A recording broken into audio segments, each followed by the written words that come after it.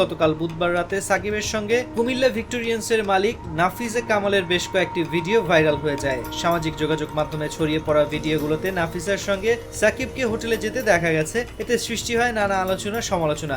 নেটিজেনদের কারো কারো দাবি সাকিবের সঙ্গে বিশেষ সম্পর্ক থাকতে পারে নাফিজা কামালের। এবার বিষয়টি নিয়ে কথা বলেছেন সাকিবের সহধর্মিণী সাকিব উম্মে আল হাসান। আজ বৃহস্পতিবার সামাজিক যোগাযোগ মাধ্যম ফেসবুকে একটি স্ট্যাটাস দেন তিনি। পোস্টে নাফিসার সঙ্গে সাকিবের বিশেষ সম্পর্ক থাকার গুঞ্জন উড়িয়ে দেন শিশির। পোস্টে শিশির লেখেন, আপনারা নিজেদের পছন্দ অনুযায়ী মতামত জানাতেই পারেন, সেই বিষয়টি নিয়ে আমার কিছু বলার নেই। সবারই মত প্রকাশের স্বাধীনতা আছে, তাকে যত মন চায় সমালোচনা করুন, তবে সেটা যেন আমাদের সম্পর্কের সঙ্গে না জড়ায়। সে দারুণ একজন স্বামী ও বাবা, সে সবসময় আমার প্রতি সৎ ও অনুগত, সে এমন কিছু করবে না যাতে আমি কষ্ট পাই। শিশির আরও যোগ করেন, সে এমন একজন ব্যক্তি যে আমার পাশে থাকার জন্য একবার নিষেধাজ্ঞার মুখে পড়েছিল। আমি তার প্রায় সব বিষয়ে জানি।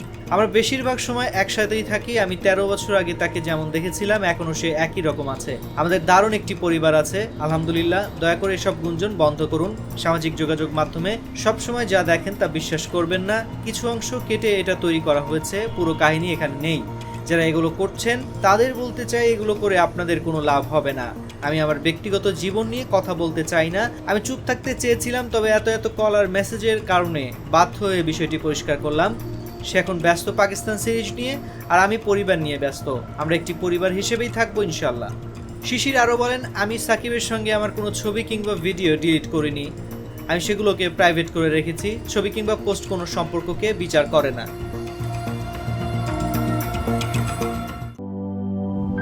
মাত্র রান্না করা চিকেন খেতে কেমন হয়েছে বলছি।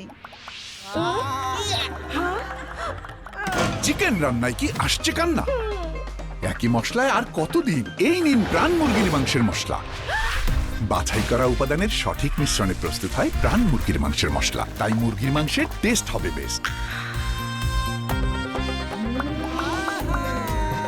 প্রাণ মুরগির মাংসের মশলা, মুরগির মাংসের টেস্ট হবে বেস্ট। শেফ রেকমেন্ডেড মশলা।